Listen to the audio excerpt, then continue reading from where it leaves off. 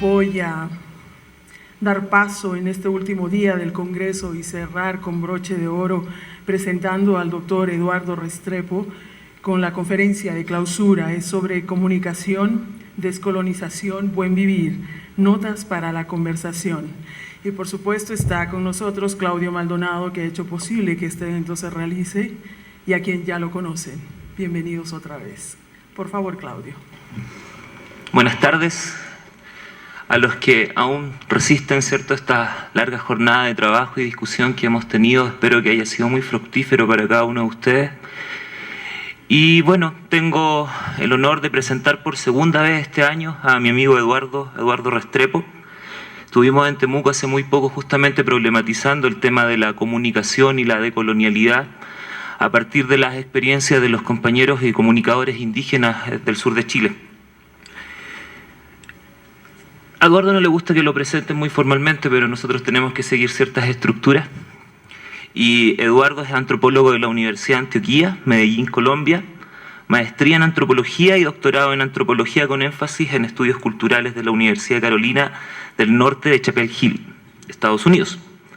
Profesor asociado de la Universidad Javeriana en Bogotá, director del Departamento de Estudios Culturales y de la Maestría de Estudios Culturales, coordinador del Grupo de Investigación de Estudios Culturales y del Centro de Estudios Afrodescendientes de la Facultad de Ciencias Sociales de la Universidad Javeriana.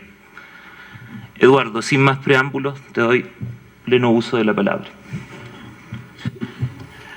Muchas gracias, Claudio, por la presentación, por la invitación a participar de este evento, a escuchar a colegas, amigos y gente que hasta ahora vengo a conocer en temáticas que algunas son bastante distantes de lo que acostumbro trabajar. La comunicación es algo a la que me dedico desde los estudios culturales, cosa que ustedes sabrán que tiene una particular inflexión.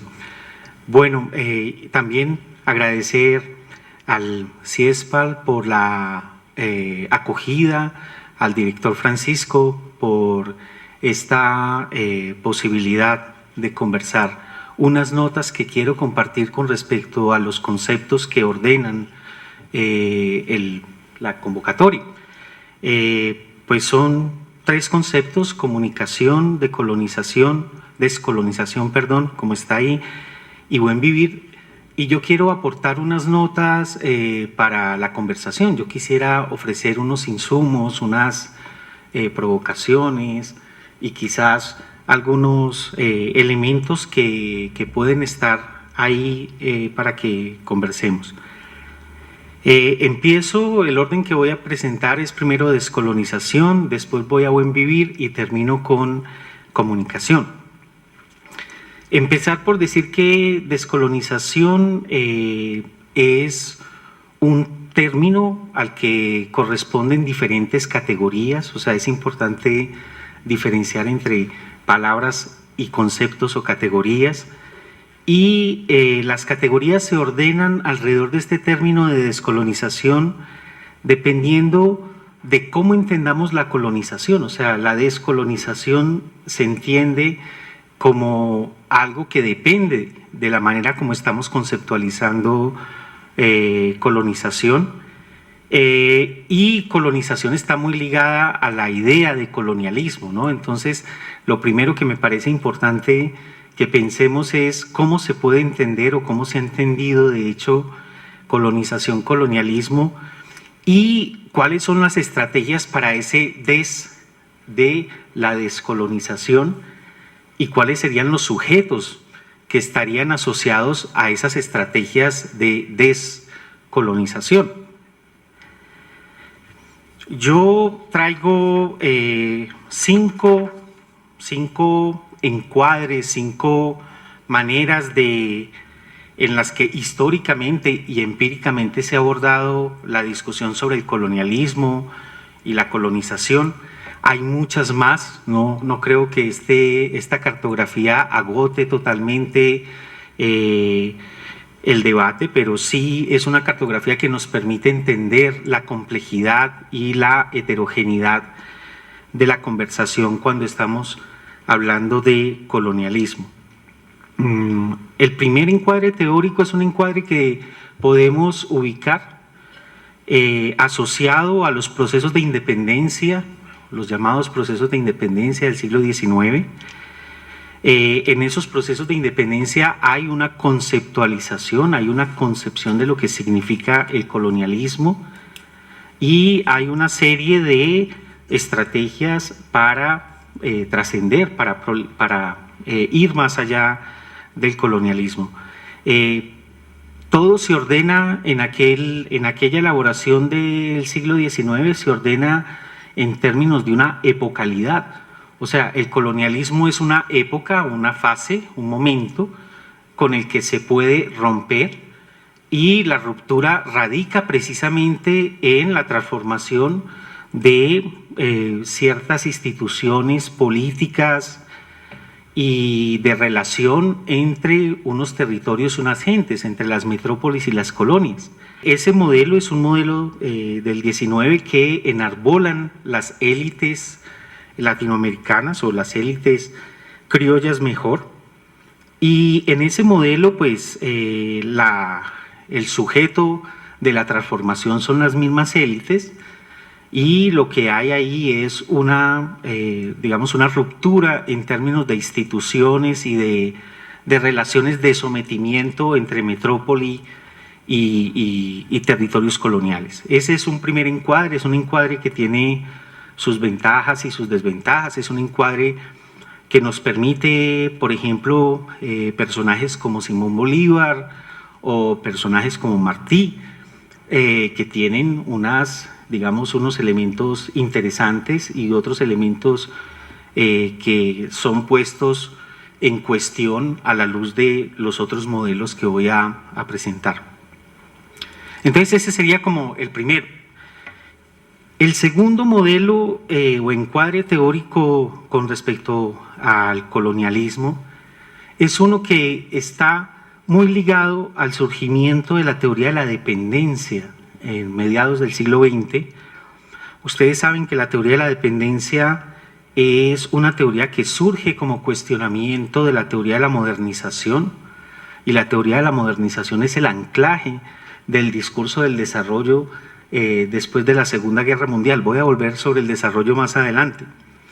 Pero lo que me parece interesante señalar es que en la teoría de la dependencia también hay una conceptualización del colonialismo, y esa conceptualización parte de subrayar que el colonialismo es un sistema económico-político mundial que garantiza la acumulación capitalista de formas desiguales y heterogéneas, de ahí la noción de centro-periferia, y que la idea del subdesarrollo no lo debemos entender como una anterioridad del desarrollo, sino que el subdesarrollo y el desarrollo deben ser entendidos como una expresión histórica de un proceso muy particular que es el colonialismo como sistema global, y es el colonialismo entendido como un sistema que tiene una acumulación originaria y el mercado como un dispositivo de despojo.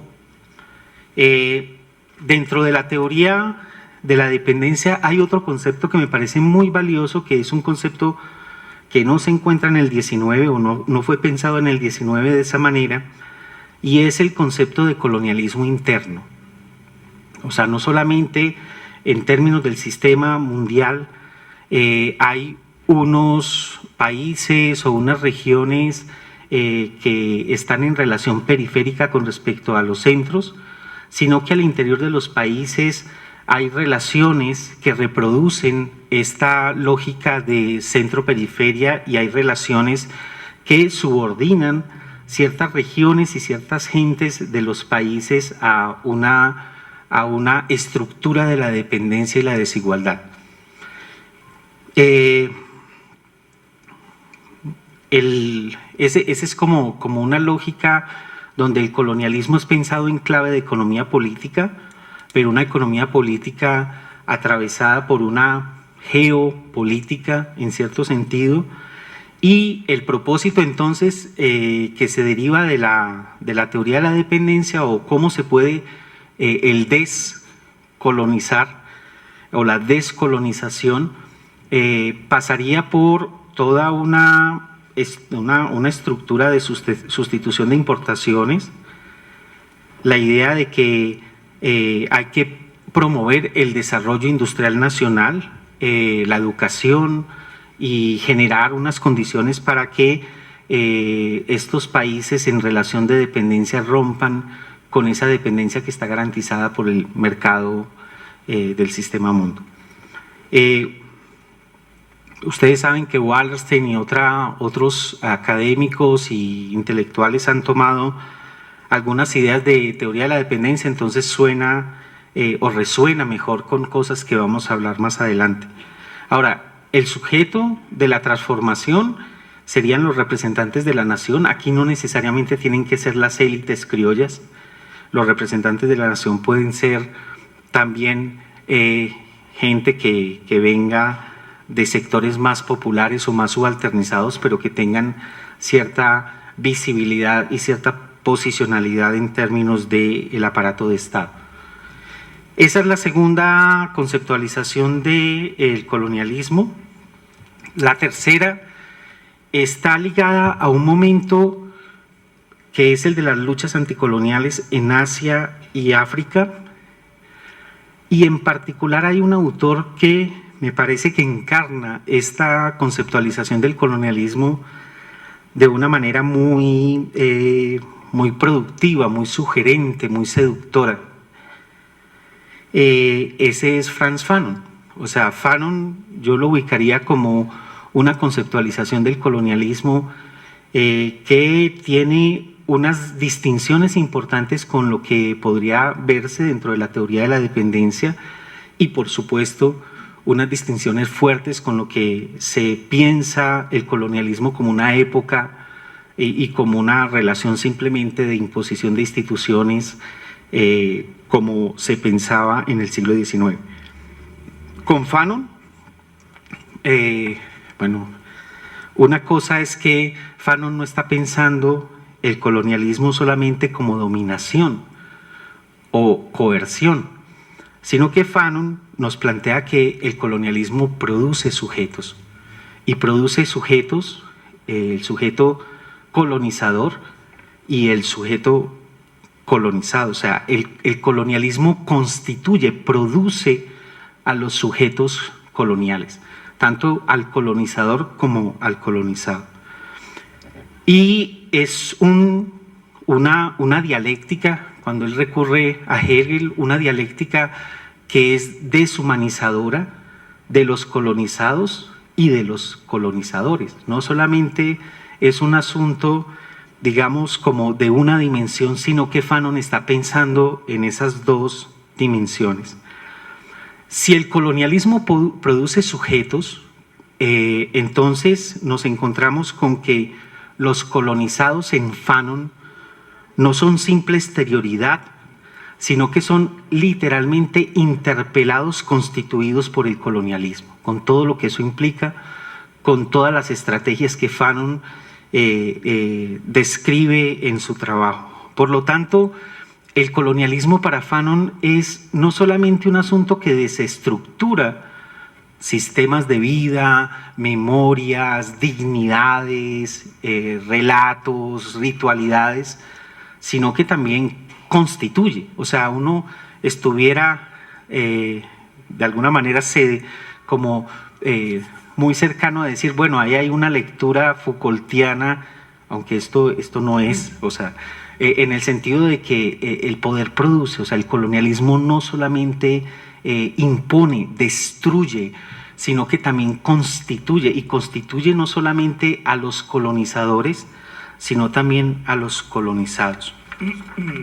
Entonces, ese asunto de constitución pasa por lo que Fanon maravillosamente nos muestra, es que el colonialismo inferioriza o se basa en una inferiorización que se naturaliza de los colonizados. Y por lo tanto, la primera manera como se expresa el colonialismo es una manera que es fundamentalmente racializante y de pensamiento racista, anclado en la superioridad de los colonizadores con respecto a los colonizados. Y además de esa inferiorización de los colonizados, lo que me parece más importante es toda la elaboración de que los colonizados están en el lugar de la inadecuación, son sujetos inadecuados. Están producidos desde la marcación de la falla y la falta, son sujetos producidos desde un lugar que es el universal, que es el blanco europeo masculino, y que esa inadecuación de los colonizados es una inadecuación que se constituye y que pasa por la epidermis de los colonizados mismos, se hace cuerpo. Es un asunto que pasa por los cuerpos, que pasa por el lenguaje también, pero en los cuerpos se marca la falla y la falta de estos colonizados. Entonces yo quisiera subrayar que lo que estamos viendo con Fanon es una teoría de la colonización que implica una conceptualización del poder donde nos encontramos con una dimensión de la producción de sujeto, pero también con una dimensión de la producción de subjetividades. Por ejemplo, él habla de cómo en un momento del colonialismo, después de la desestructuración, hay unas identificaciones por parte de los colonizados con respecto al sistema y con respecto a los colonizadores, que Homi Bhabha después teoriza con el concepto de mímesis colonial, y es el deseo de ser como el amo, ese deseo de querer ser, el reconocimiento de la mirada del amo, de estar definido por la mirada del amo, nos introduce entonces una dimensión del deseo, de la constitución de sujetos, subjetividades y deseos en todo lo que está en juego con el colonialismo. Ahora, Fanon está en un momento de las luchas de liberación nacional, las luchas anticoloniales africanas, y por eso él considera que este segundo momento, que es un segundo momento de identificación debe ser desandado por procesos de liberación nacional anticoloniales. Y él está pensando en luchas armadas, o sea, él muere en el 61, es un mundo muy distinto del que tenemos ahora, pero es una lucha que constituye nuevamente otras subjetividades desde la dignidad y desde la reimaginación, la renarración de la historia, la cultura, el pasado. El pasado de los colonizados no pasa impunemente por el proceso colonizador. Entonces, quisiera resaltar que en Fanon encontramos una conceptualización del colonialismo, que es una conceptualización del colonialismo que nos invita a pensar las densidades del poder, nos invita a pensar el asunto de cómo constituye y configura y cómo es la práctica o la relación de los colonizados con respecto al colonialismo no es simple y llanamente el lugar de una resistencia desde una puridad o desde una exterioridad con respecto al colonialismo. La cuarta, ese es Fanon. La cuarta es algo que se conoce como teoría estudios poscoloniales, años 80, 90, aunque se funda en un texto inspiracional de Edward Said, Orientalismo, que es de 1978.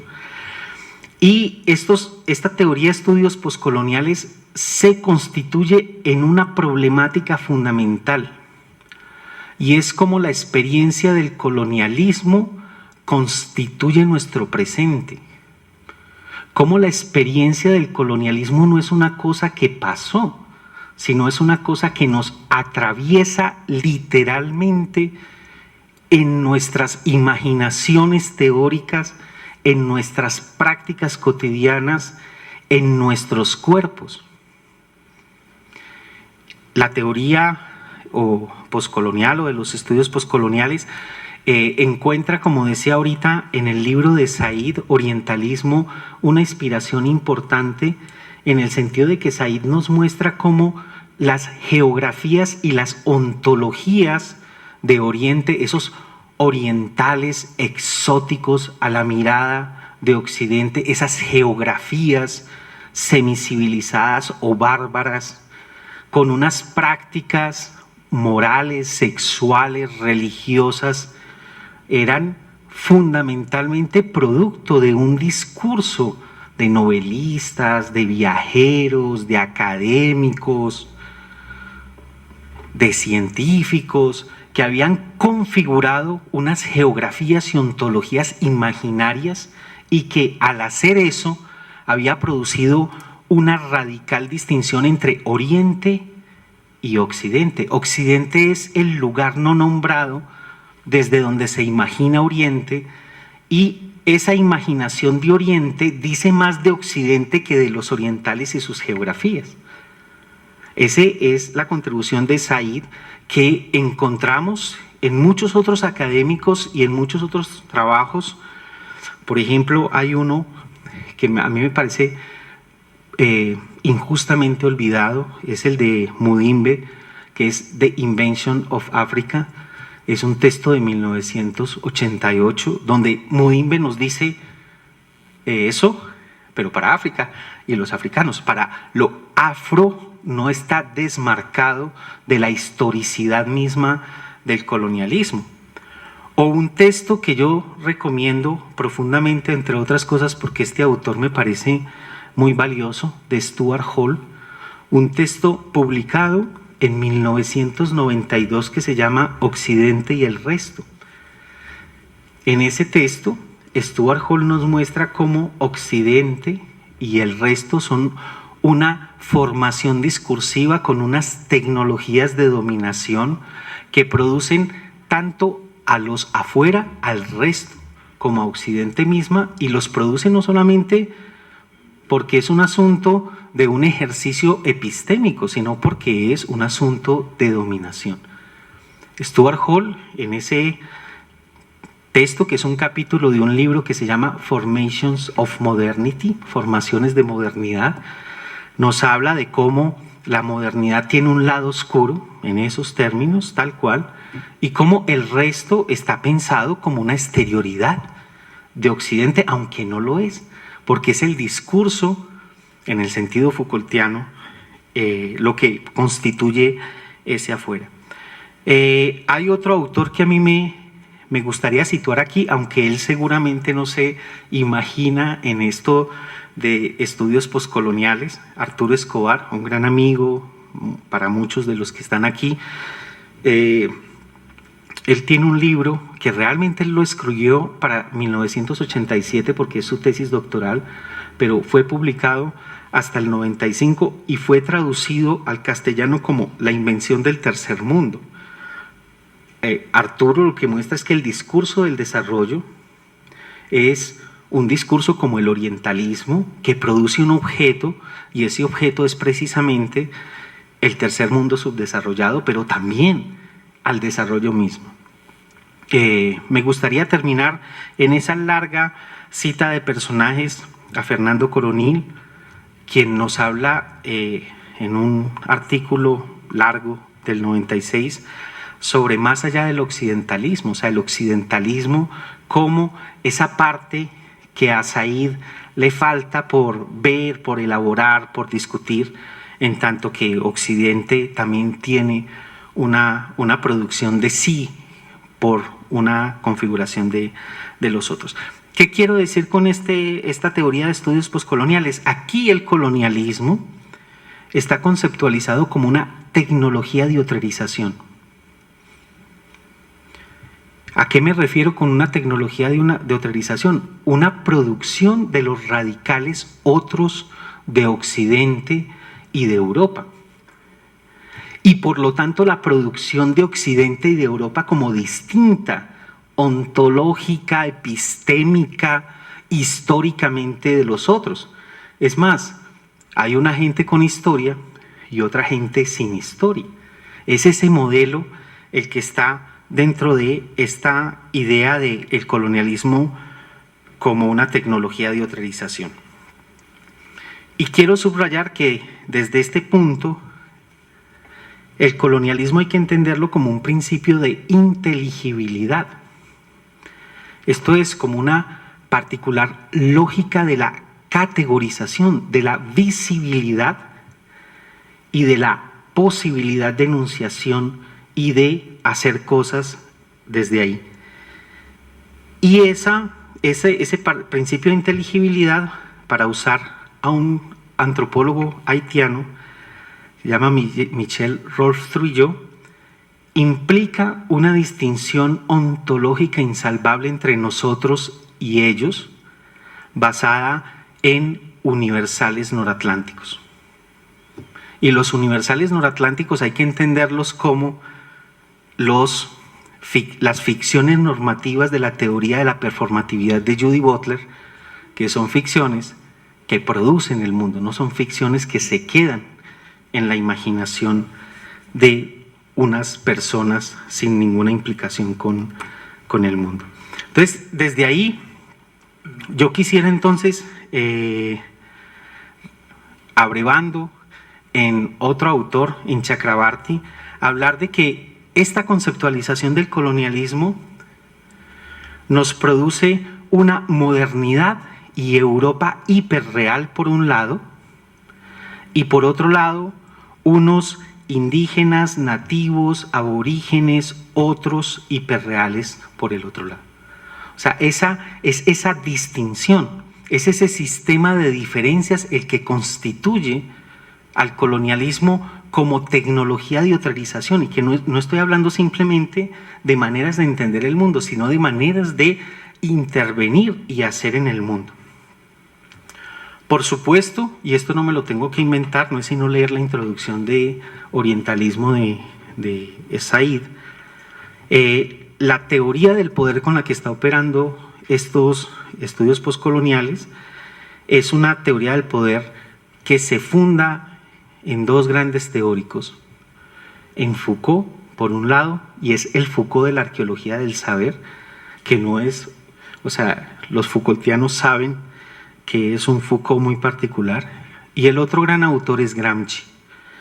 ¿Y qué nos ofrece esa conceptualización del poder? Que el poder no es solo, o sea, sí es, pero no es solo ni fundamentalmente coerción, imposición y negación, sino que es fundamentalmente producción, produce en el orden del consenso y del consentimiento. Seduce. No es una sustancia que se posee, sino que es fundamentalmente una relación que se ejerce. No es simplemente violencia física y dominación, sino esencialmente seducción, deseo, producción de subjetividades. Entonces, esta es una cuarta conceptualización del colonialismo. Desde esta conceptualización del colonialismo, el colonialismo empieza a adquirir unas densidades que ya Frantz Fanon nos está indicando. No es tan fácil identificar al colonialismo por quién enuncia un planteamiento o por cuáles son los términos en los que se está planteando algo. El quinto encuadre, y con esto termino esta parte de lo de la descolonización, tiene que ver con el giro decolonial. El giro decolonial es un proyecto, más bien una opción decolonial, es algo que pretende trascender el ámbito de la academia, es un proyecto intelectual y político que tiene unas especificidades y unas diferencias con teoría postcolonial. O sea, podemos decir que teoría postcolonial y giro decolonial, ambos son hijos de una época donde hay un descentramiento de Europa, pero hay matices y hay diferencias importantes para entender cómo desde el giro decolonial el colonialismo adquiere otras implicaciones. Primero que todo, habría que decir que en giro decolonial hay una distinción fundamental entre colonialismo y colonialidad. No se piensa que sean la misma cosa. El colonialismo es algo más asociado a unas instituciones, una época, unos tipos de dominación de unas gentes y unos territorios, y la colonialidad es más profunda y trasciende el asunto del colonialismo. Se puede terminar con ese tipo de dominación colonial, de colonialismo, y se sigue en el asunto de la colonialidad. Esa colonialidad es, por decirlo así, el lado oscuro de la modernidad. Y aquí viene un aspecto importante del giro decolonial, y es poner a la modernidad con el slash de la colonialidad. O sea, la modernidad no hay que entenderla ella solita, sino que hay que ver cómo la modernidad está co-constituida por la colonialidad, cómo el hecho de nosotros modernos, esto moderno, implica un ejercicio de aquellos no, aquello no moderno. Entonces, esa inmanencia o esa coproducción de la modernidad con la colonialidad implica una desestabilización teórica y política de la modernidad desde la diferencia colonial. De ahí que en el giro colonial no se hable solo de modernidad, sino de modernidad-colonialidad, y se piense, y esto es una cosa que viene también muy en sintonía con teoría de la dependencia, que se piense en términos de sistema mundo. Ahora es un sistema mundo moderno colonial. Ese sistema mundo moderno colonial, esa modernidad colonialidad, tiene diferentes dimensiones. Está la dimensión política, que se ancla en el concepto de Quijano de colonialidad del poder, un patrón de poder global. Está la dimensión ontológica, que incluso es una lectura de Fanon, al pensar entonces cómo la colonialidad implica una colonialidad del ser. Y hay una dimensión nociológica o epistemológica que tiene que ver precisamente con la dimensión de la colonialidad del saber. Entonces, ese es como el encuadre. Entonces aquí colonialidad es un concepto más grande, más fuerte, distinto o diferenciable de colonialismo, y es una cosa que también hace parte de nuestro presente. Ahora, dentro del proyecto Opción Decolonial hay varios elementos que son bien específicos, y entonces la decolonialidad tendría al menos estos 4 aspectos. Primero, algo que ha dicho Walter Mignolo repetidamente, es que el punto no es solamente cambiar los términos de una conversación, sino los contenidos de una conversación, sino también los términos. O sea, quién habla, a nombre de quién y con qué implicaciones. Ese es el primer aspecto que yo quiero subrayar de lo del proyecto Opción Decolonial. El segundo tiene que ver con trazar otras genealogías para que emerjan autores, pensadores, conocimientos otros. Entonces, no es un nuevo paradigma, sino es problematizar esa idea de que de la sucesión de paradigmas es un pensamiento otro. Todo está, y este es el tercer aspecto, en una interrupción al eurocentrismo. Al eurocentrismo que se naturaliza precisamente en el conocimiento, en las instituciones, etcétera, etcétera. Y por último, esa interrupción, esa otra genealogía, ese cambiar los términos y contenidos de la discusión, se encarna en el concepto de interculturalidad como una de las opciones, y ahí la interculturalidad tiene que ver con incorporar la diferencia, incorporar no, como poner en juego o permitir la diferencia colonial pueblos indígenas y afro, lo que eso implica en términos de un proyecto intercultural. Entonces, eso sería un asunto distinto en términos de el concepto de colonialismo. Implica otras dimensiones y otros aspectos que otras conceptualizaciones no han hecho. Bueno, entonces esta es como la primera parte de la presentación. Quería invitarlos a que pensemos cómo estamos entendiendo el colonialismo y cómo, dependiendo de cómo entendamos el colonialismo, se sigue un tipo de estrategias y un tipo de sujetos que articulan esa descolonización. Ahora me paso a buen vivir, vivir bien. Quisiera empezar por resaltar qué es multiacentual.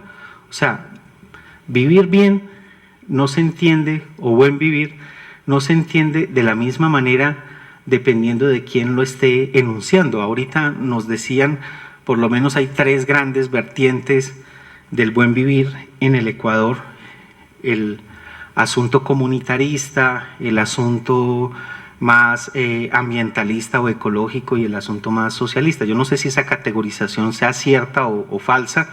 Lo que quiero resaltar es que la noción de buen vivir o vivir bien, que es otra muy relacionada, es multiacentual. Y lo segundo que quiero resaltar antes de empezar a hacer este trabajo es que como nunca antes está articulando la imaginación teórica y política de nuestra época. O sea, es un asunto del que no se hablaba en esos términos y con la misma visibilidad hace 20 años, de lo que está sucediendo hoy en diferentes escenarios y en diferentes contextos. Entonces, son un conjunto de, digamos, de referentes, de significantes que están permitiendo una articulación de la imaginación teórica y política. Quería decir esas dos cosas: la multiacentualidad y la articulación de la imaginación teórica y política, para meterme en lo que yo quiero contribuir para la conversación aquí, que si para el primer término es miremos las diferentes conceptualizaciones del colonialismo, para este es, yo siento que hay que historizar esta noción del buen vivir. Hay que hacer una genealogía en el sentido Foucaultiano de una cartografía de las luchas, de cómo hemos llegado a ser lo que somos, eso que Foucault denomina la historia del presente, porque cuando pensamos que lo que estamos diciendo hoy, aquí, ahora, con buen vivir, es algo que se ha dicho desde siempre en otros lenguajes. Alguien decía hace un rato que desde el comienzo de la humanidad, yo creo que se pierde la posibilidad de entender la singularidad y el filo del concepto, o también algunas cosas problemáticas que pueden estar ligadas al concepto. Ahora, esa genealogía, pues yo voy rápidamente a mencionar 3 líneas de esa cartografía que se cruzan, me parece a mí, en la posibilidad de constitución del buen vivir. Y son 3 líneas que tienen que ver con las transformaciones del desarrollo por un lado, la modernidad por el otro y la indianidad por el otro. O sea, son 3 líneas que me parecen importantes para entender por qué hoy estamos hablando aquí de eso, por qué una secretaria o un secretario del gobierno habla en esos términos, o por qué un activista habla en esos términos hoy, y por qué se escucha de una forma o de otra. Entonces, la genealogía es una cartografía de cómo se imbrincan las cosas para devenir, para producirse asuntos que tiene el efecto de, una vez se constituyen, pareciera que están ahí desde siempre, y pareciera que lo otro que pasaba antes puede ser simplemente leído en términos de lo que hay aquí. Entonces, pues yo quisiera, ¿qué pasa si hacemos una genealogía con ese concepto? Entonces, con respecto al desarrollo, yo encuentro que hay una paradoja muy fuerte con el desarrollo. Y la paradoja es que el desarrollo funciona, por un lado, como un profundo deseo y como un hoyo negro. Enseguida explico lo del profundo deseo y lo del hoyo negro, o como un cuestionamiento y gran malestar. Son las dos cosas que yo encuentro con el desarrollo hoy. Lo del profundo deseo es que vos vas al mundo, o sea, al mundo de la gente, y mucha gente te está hablando en términos de queremos desarrollo. No todo el mundo, no en todos lados, pero hay mucha gente que piensa que su bienestar, que su mejoramiento está ligado al vocabulario o al lenguaje del desarrollo. Entonces, el desarrollo no es solamente una imposición, ojalá fuera solo eso. El desarrollo también implica un deseo por el desarrollo. Y es en ese deseo por el desarrollo que es históricamente producido, que no es neutral, que no es ingenuo, es una cosa con la que nos tenemos que enfrentar. Lo del hoyo negro es que cualquier cosa que hace el Estado colombiano, no voy a hablar de este Estado que no lo conozco casi, pero el Estado colombiano hace una carretera, hace una represa, abre un hueco aquí, construye, todo eso es glosado, es incorporado en el hoyo negro del desarrollo. El desarrollo es todas esas cosas, con su contradictoriedad y todo. O sea, entonces el desarrollo implica un deseo por el desarrollo, el hoyo negro de que todo lo explica, todo lo que se hace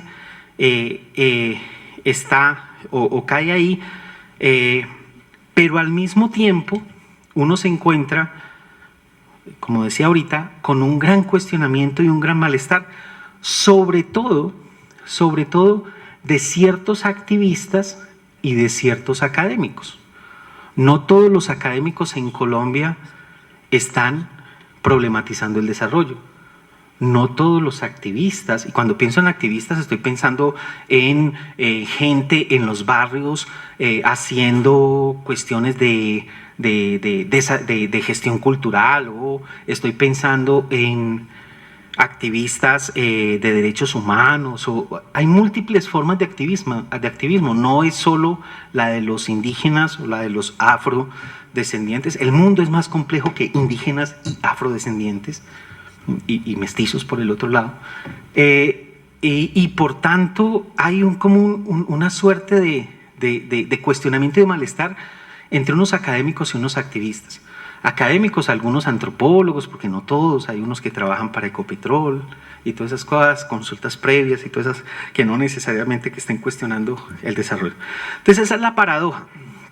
Ahora, ese es el momento actual del desarrollo. El desarrollo tiene esa consistencia histórica, y esa consistencia histórica ha sido el resultado de una serie de discusiones internas, de desplazamientos internos, o si quieren volver a Foucault, una especie de dispersión, de una regularidad en la dispersión del desarrollo, que lo podemos encontrar en los 40, como nos lo muestra Arturo Escobar. El desarrollo no existía en el siglo XIX, el progreso era lo que existía en el siglo XIX, y si uno confunde progreso con desarrollo, no entendió un carajo de lo que Arturo está explicando. Por eso no puede confundir uno buen vivir con otras cosas antes, desde ese modelo teórico particular. Entonces, la teoría de la modernización es donde se engendra el desarrollo. Pero pronto la teoría de la modernización es cuestionada y está lo que llamamos el desarrollo integral. Después de eso, el desarrollo integral es incorporar no solamente el desarrollo industrial, sino incorporar las poblaciones rurales, etcétera, etcétera, más holístico. Después viene la noción de desarrollo sostenible, con toda el intento de mejorar o de considerar por lo menos la dimensión ambiental. Después viene un asunto que se llama desarrollo con perspectiva de género, y esto es del Banco Mundial, esto es del Estado, de las ONGs, de activistas. Después viene un concepto que surge con Bonfil Batalla y unas discusiones, pero que adquiere otras connotaciones, el etnodesarrollo, muy interesante pensar hacer una etnografía de ese concepto, cómo articula ciertas imaginaciones y ciertas prácticas concretas. Ahora estamos en cosas que se llaman el desarrollo local o incluso desarrollos alternativos, desde CEN y otra serie de teóricos del desarrollo. Entonces, el desarrollo no ha sido lo mismo desde el principio hasta ahora y hay una regularidad en la dispersión. Eso es una cosa que quiero señalar. De ahí el asunto de que interpela el deseo, ese hoyo negro, pero también ese asunto del malestar.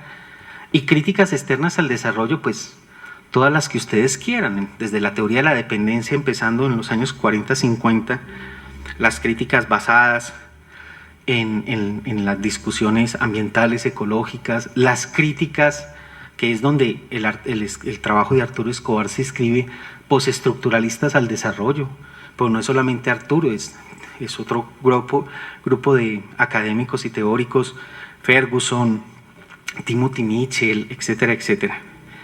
Y en los últimos años, con una cosa que en la teoría social se llama el giro ontológico, hay una crítica al desarrollo desde el cuestionamiento del antropocentrismo y el antropoceno y todas estas cosas, pero no voy a entrar. Lo que quiero decir es que el desarrollo hay que entenderlo en esa línea como una cosa consolidada, pero también una fractura, como un asunto que implica una seducción, una consolidación, una articulación, pero también una fisura, un punto de definición de disputas y de luchas concretas. La segunda línea, o sea, yo no, para redondear aquí, yo no creo que lo del buen vivir pudo haber emergido en un contexto donde el desarrollo no estuviera puesto en cuestión y donde no estuvieran esas fracturas. Y creo que el buen vivir es otra fractura, y una fractura quizás sustantiva a este imaginario del desarrollo, pero el desarrollo no está muerto, el desarrollo está vivito y coleando en muchos escenarios del mundo. El segundo es la modernidad. Miren, no me voy a meter con cómo se caracteriza o no la modernidad, porque por ahí alguna gente cree que la modernidad es una cosa, una identidad trascendental que puede ser definida de una vez y para siempre, que le comen cuento a lo que la modernidad dice, y Trujillo es muy sabio al decirnos, el problema no es que no hayamos sido modernos, como dice Latour, el problema es que la modernidad no es lo que dice ser. No vamos a meter en esas discusiones. Simplemente la modernidad también ha sido un terreno de profunda articulación y de profunda fractura de los imaginarios y las luchas y las prácticas de nuestra contemporaneidad. Les recuerdo, años 70, yo sé que a muchos no nos gusta porque es eurocéntrico, pero hay una crítica eurocéntrica a la modernidad en los 70s que deriva de todas unas transformaciones del mundo, mayo del 68, etcétera, etcétera, donde la modernidad pierde su credibilidad en los términos en los que venía produciéndose y las narrativas modernas son interrumpidas en sus certezas y en sus celebraciones por algo que se denomina la posmodernidad. No me voy a meter en detalle ahí, pero Lyotard y estos locos interrumpen ciertas certezas de la modernidad, piensan que la posmodernidad es una epocalidad y todo eso, pero es problema de ellos. Pero lo que yo quiero señalar es el asunto de que hay un descrédito de la modernidad como una narración, como un relato, como una práctica convocante, configurante, productora del mundo. La segunda tiene que ver con el trabajo, me parece, de muchos autores latinoamericanos. Ustedes saben, muchos de ustedes lo atestiguaron. Hubo una gran discusión en los años 80 de si América Latina ha sido moderna o no, si es posmoderna, de cómo entender el asunto de la posmodernidad acá. Y eso es una discusión que atraviesa gente como Jesús Martín Barbero, que ustedes saben es central en el campo de la comunicación, pero también creo que ahí quien logra como galvanizar esa discusión es Néstor García Canclini con el concepto de hibridación. O sea, lo que dice Néstor es un poco, no es que no hayamos sido, no es que seamos premodernos, modernos o posmodernos, sino que hay que entender hay que entender la tradición y la modernidad como cosas que se constituyen híbridamente en contextos muy particulares. Tijuana es al mismo tiempo tradicional y moderna, y seguramente posmoderna, incluso antes de que se inventen la idea de posmodernidad. Entonces, la pregunta no es si somos o no, la pregunta es que las culturas, y esta es una cosa maravillosa, las culturas como se piensan o como se han venido pensando como pura tradicionalidad, les subrayo, como pura ancestralidad, como entidades autocontenidas y explicables en sus propios términos, es una conceptualización no solamente errónea teóricamente, sino problemática en términos políticos. Entonces la noción de hibridación es un poco esa respuesta, me parece a mí, de ciertos autores latinoamericanos a este descrédito, problematización, cuestionamiento de la modernidad. Pienso que hacia finales de los 90 hay otro momento, y es el momento, hacia principios de los 90, y es un momento que se asocia, me parece a mí, a un evento fundamental, y es los 500 años. Yo creo que nosotros, en esta genealogía del buen vivir, tenemos que entender las implicaciones de todo el movimiento, toda la articulación, toda la configuración desde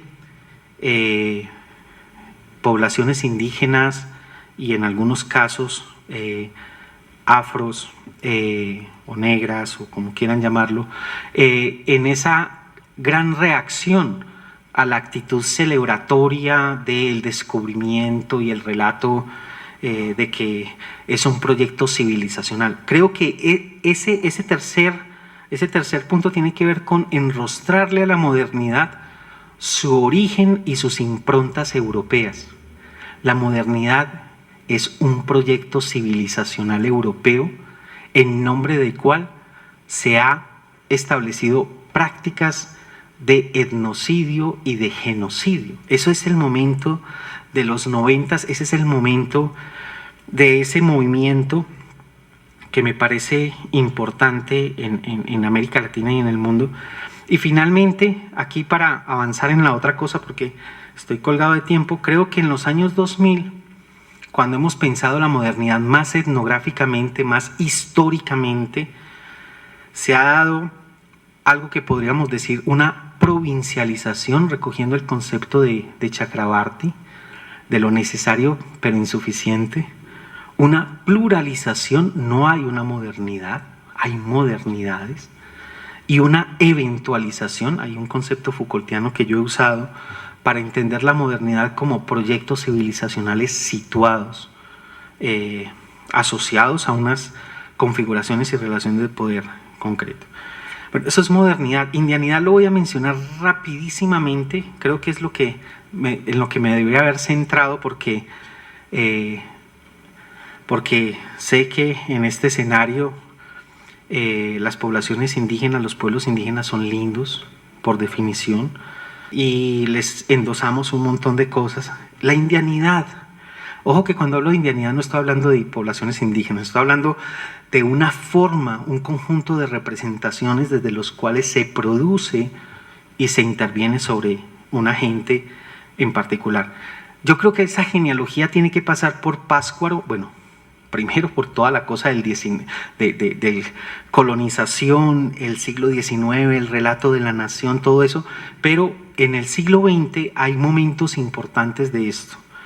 Primero es Pátzcuaro, con el surgimiento del indigenismo como política de Estado, un indigenismo estatal de incorporación y disolución de la diferencia de los indígenas con respecto a la nación. Ese es Pátzcuaro 40, y eso podemos ver cómo el Estado mexicano y cómo ciertos estados Colombia, etcétera, etcétera, articulan eso. En los años 70 Barbados es fundamental, los años 70 es la revolución, es el marxismo, es la utopía, etcétera, etcétera. Y en los años 70 en Barbados esto adquiere una dimensión muy distinta y es un cuestionamiento a las políticas estatales de la incorporación, y ahí es donde es trazable toda la emergencia de la cultura, linda la cultura de el territorio, la autonomía y la identidad como discursos constitutivos de sujetos políticos bien concretos que no estaban configurados en esos términos antes de esos años. Y no es una discusión teórica, sino empírica. Muéstreme dónde antes de los años 50 se está hablando en términos de territorio, identidad, cultura, tradicionalidad, como sujeto político de articulación de luchas en términos de pueblos indígenas o lo que después va a ser denominado afrodescendientes. Bueno, entonces ya había mencionado lo del 92 y hay una cosa muy importante y es el zapatismo. A mí me parece que el zapatismo hay que entenderlo fuertemente como un componente muy importante de lo que va a generarse en esta línea de la indianidad que va a alimentar, a producir esta elaboración del buen vivir que se ancla desde múltiples maneras. Bueno, también no podemos olvidar la confluencia del ambientalismo, el discurso ambientalista, el activismo ambientalista con el multiculturalismo. Hay un trabajo que es muy valioso en ese sentido de Astrid Ulloa, lo del nativo ecológico, o sea, cómo se imagina, incluso Alcida Ramos y mucha otra gente ha mostrado cómo hay una serie de imaginaciones de los otros como más cercanos a la naturaleza que antes los imaginaban como salvajes y ahora como precisamente nativos ecológicos. O sea, pensar cómo se ha traducido esa idea de la articulación de ambientalismos con el multiculturalismo y a propósito del multiculturalismo, todo lo que significó las transformaciones constitucionales, el giro al multiculturalismo con las confluencias con el neoliberalismo. Y finalmente, dentro de esa línea de la indianidad hay que ahondar en las redes transnacionales de activismo y organización de unos sujetos políticos que se imaginan como distintos, como otros, con una conceptualización, unos posicionamientos y unas dignificaciones en términos de diferencia cultural, de territorialidad, de identidad, de ancestralidad, de opuestos a Occidente, a la nación, a los blancos, a los mestizos, etcétera, etcétera. Entonces, eso yo simplemente lo estoy mencionando, eso ameritaría un trabajo empírico importante, mostrar esas líneas para poder entender por qué hace 30 años no estábamos hablando de buen vivir, porque hace 30 años estábamos hablando en otros términos y porque hoy estamos hablando en estos términos. Ojo que eso no significa que entonces el buen vivir no sirve. No quiero decir eso. Lo que yo quiero decir es las historizaciones de este concepto son muy importantes para permitir cosas como el trabajo de una colega en el medio atrato chocoano dice que la gente negra del medio atrato está pensando su vida en términos de vivir sabroso. O sea, si cerramos y estabilizamos el buen vivir como lo opuesto a, con toda la moralidad, con todo el asunto, entonces, ¿dónde cabe cosas como el vivir sabroso? ¿Y eso qué significaría? O sea, entonces, yo creo que la genealogía con respecto al vivir bien y al buen vivir es absolutamente necesaria porque las estabilizaciones y las articulaciones de la hegemonía no son solo las de las clases dirigentes.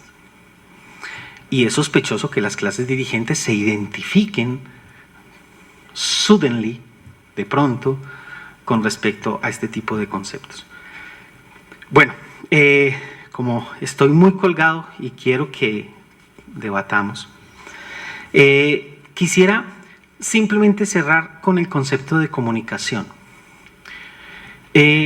A mí me encanta el texto de Jesús Martín Barbero, confieso, ese texto de los medios a las mediaciones.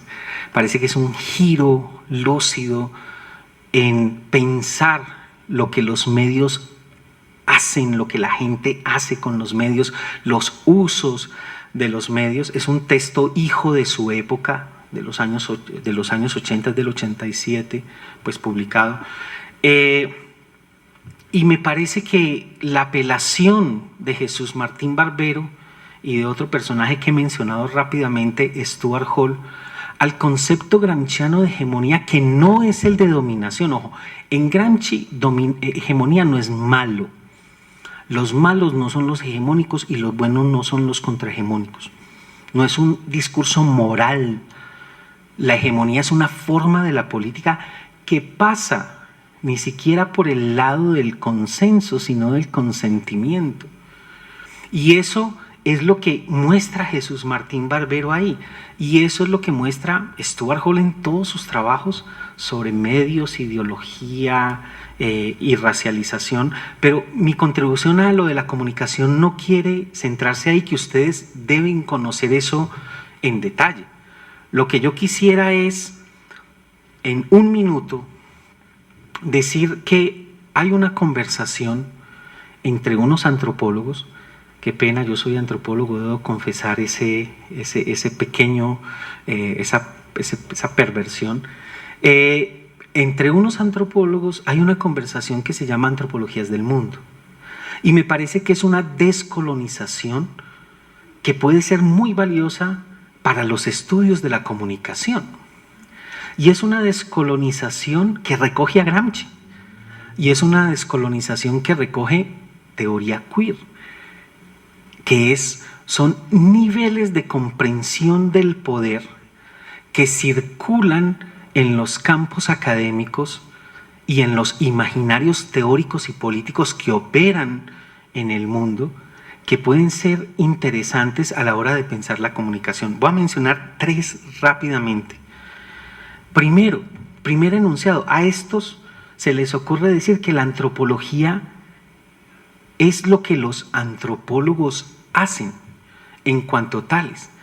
Entonces, lo que se les ocurre es, no tenemos que definir metafísicamente lo que la antropología es por un objeto, un método o unos héroes culturales de una vez y para siempre. No tenemos que esencializar la antropología, sino que tenemos que partir de la idea de las prácticas situadas en instituciones con relaciones de poder y con efectos de normalización y de subjetivación particulares. Eso, créanme que a algunos colegas no les cabe en la cabeza. O sea, la antropología es lo que dijo Levi-Strauss o lo que dijo Boas, y la antropología es eso, y lo que ellos hacen es antropología ecuatoriana o bogotana o colombiana, pero eso. Bueno, entonces, primero, prácticas, entendiendo los discursos como prácticas y entendiendo las subjetividades como efectos de esos discursos. Segundo, pensar entonces en que no existe una antropología como paradigma y unas antropologías que son diletantes copias de la antropología, y esa antropología situada en Europa y en Estados Unidos y en los otros lados son diletantes copias de eso, ¿no? Yo creo que la comunicación, si la queremos pensar en términos de lo latinoamericano, hay que pensar lo latinoamericano desde esa geopolítica del conocimiento, desde un asunto de que nosotros no hacemos una antropología de segunda, tercera o cuarta categoría porque no se parece a lo que hacen en Francia, con la autoridad y la autorización que el establecimiento y el sistema mundo de la antropología, que es una categoría que trabajan varios colegas ahí, lo pueden decir. Y finalmente, el tercer punto es que, y esto se alimenta de la teoría queer, es que a uno no lo vea el poder no es tan malo. Estar en las sombras, no ser visible, no es tan malo. Quizás el poder opera precisamente por la categorización y la visibilización y la interpelación en unos términos. Entonces, la visibilidad estadística, la visibilidad en los medios, el querer aparecer, no es simple y llanamente, aunque también lo es, no es simple y llanamente un asunto de subversión, de insurrección, de interrupción. Es como opera el poder, categorizando, pidiendo identidades. Y termino con esta cosa. Y la identidad con la que nosotros estamos haciendo un ejercicio de reduccionismo se llama cultura. Cultura es el gran impasse teórico y político de nuestra época, incluso en interculturalidad.